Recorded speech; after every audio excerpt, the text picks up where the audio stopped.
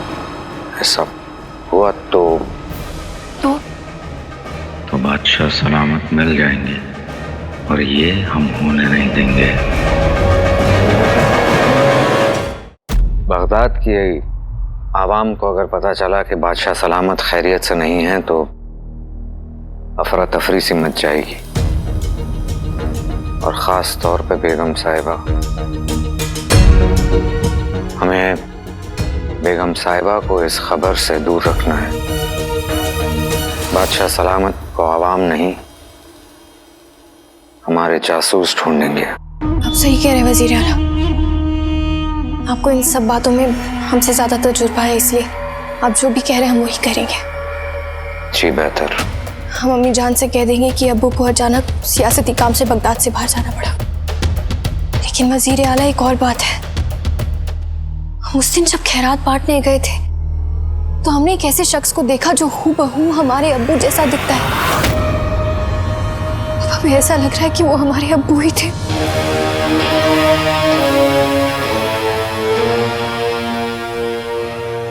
आपको पूरा यकीन? पहले नहीं था, लेकिन अब हम जब सोच रहे हैं तो हमारा यकीन बढ़ता जा रहा है।